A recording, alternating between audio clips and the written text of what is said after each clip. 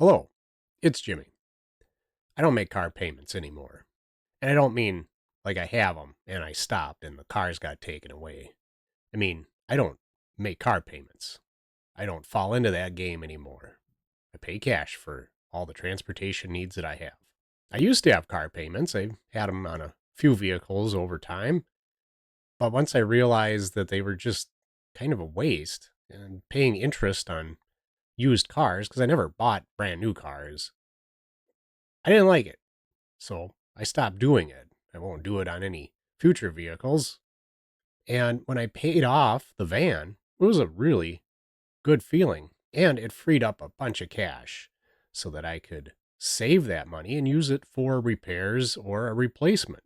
It amazes me that people have this love affair with having a car payment or needing to seemingly drive new cars every few years.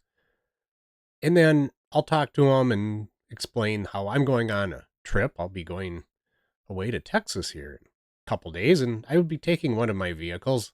I don't think the $1 million Tahoe is going to take the trip down to Texas, but perhaps my van will be a comfortable ride. And it's got a few miles on it, but it's reliable. I have no issue with it. And then people will say, oh man, wish I could go on a trip like that. Why don't you? Don't have the money? Because you're making car payments that equal $2,000 a month or so? Well, my whole trip is going to cost less than that. If you didn't have car payments, maybe you could go on a trip too. Just not with me. You go somewhere else. People have been conditioned to believe that car payments are necessary. I don't know why. I mean, there's no practical reason why you would need to have a newer car that needs a car payment. I don't watch television particularly, but occasionally I will see something when I'm out in public or perhaps in my hotel room. An ad will pop up for a car. And they don't really ever show you what the full cost of the vehicle is. They'll show you the payments. Well qualified buyers with, $9,000 down. It's only $499 a month. Ooh, what a deal. Well, how about you sock that money away in a savings account? Watch it grow. And then have a little bit better expectation for what you need in a vehicle. I will say, I love my heated seats and my heated steering wheel. I'm a bit of a candy ass when it comes to the creature comforts like that, but do I need it? No, not necessary. Vehicle gets me here to there, picks up the loads, does what I need. Basic transportation. And I don't care how it looks. The $1 million Tahoe was very nice when I bought it, 95,000 miles, no rust. 401,000 miles now, a lot of rust. But I don't care. It's good, cheap, reliable transportation. Well, I'm here to put your mind at ease. You don't need to make car payments. Well, if you have them now, I suggest you either pay the car off or continue making the payments, because if you stop, the repo man will come and you'll have other issues. But in general, living without a car payment is very good and it's attainable. You can do it. If I can do it, you certainly can do it. Now, you will have to change some of your preconceived notions about what having an automobile means. If you're going to whine about safety, I don't want to hear it. I was brought home from the hospital in 1977 Ford Pinto. Fortunately, we weren't rear-ended, so I'm here to tell you, you'll be okay.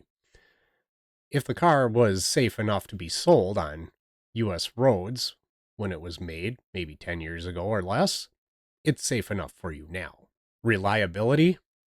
Well, I can show you a new car dealer who has a lot full of vehicles that are awaiting warranty repair. Brand new, some of them with less than 1,000 miles on them. But they aren't going anywhere. They're sitting in the deadline until they get the parts that they need. So, are brand new cars any more reliable? They may even be less so since about 2020. Some brands are just better than others. That's the fact of life. It doesn't matter how much the car payment is. It's not going to make the car any more reliable. Perhaps you're one of the folks that say, well, I'm going to finish out the car payments on this brand new car and I'm going to keep the thing for 10 years. Really? Who are you? I want to meet the person who has actually done that. Now, I've done that.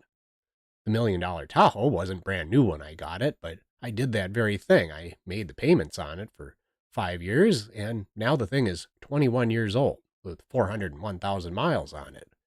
I maintain it. I have to put new tires on it every so often, so I do spend some money to keep it going. But my goodness, I have spent way less on the total cost of that vehicle over the years with the maintenance than I would had I been making payments on something. Now, if you are one of those folks who has done that, and you're like me and you got a 20-year-old car that you've maintained, I want to meet you. I want to congratulate you. We're going to be very rare in our society.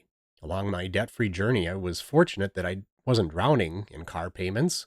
I had about 2.5 years left on a 5-year note on my van when I went into this thing whole hog, and it only took a couple months of saving and making those extra payments, and I got that thing knocked out. Man, that was a really nice day when I sent in that last payment. I'll wired it online or whatever the electrons do to make your payments go away.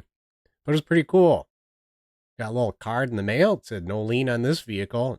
Well, how do I live without a car payment? Quite nicely, thank you. Instead of making car payments, I have a car savings account, and I use that to make repairs when needed and to save up should I ever need to buy a new vehicle. Well, I'm sure at some point I will. I'm not living in some fantasy world that the $1 million Tahoe will last 1,000,000 miles. Although the tech says that I might be able to get 500,000 miles out of it. We'll see how that goes.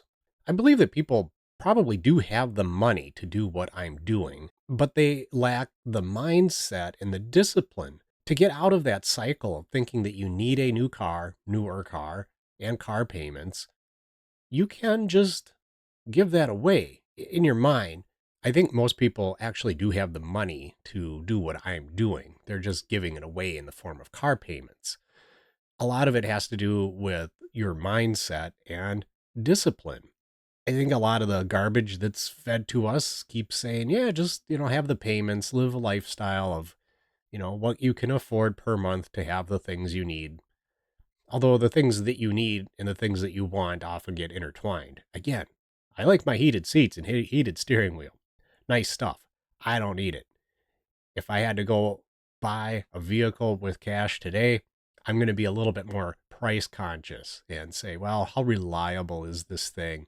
Is it comfortable enough to drive and fit the lifestyle that I have? Not use the vehicle as some pronouncement of a particular lifestyle.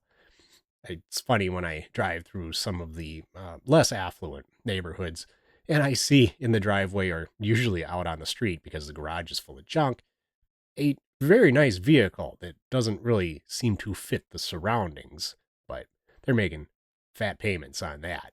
Now, what do you think would happen to the price of vehicles if everybody said, no, I'm not going to do payments anymore. I'm not going to spend an extra $5 a month so I can have that, heated seat or perhaps the sun hole in the roof. Things would come down. Manufacturers would probably realize they're not selling as many of these souped up vehicles as they once were, and the prices would come down. Maybe someday we'll get to that point, but for now we're not quite there. Well, that's all I've got to say on not having a car payment. It is very nice, and I'm glad that I don't have that anymore, but I do have the money if should I need a new vehicle and to make the repairs on the ones that I have. It's more about a mindset of just being a good steward of the resources that are in my life. As always, thanks for watching, and I hope you're having a great day.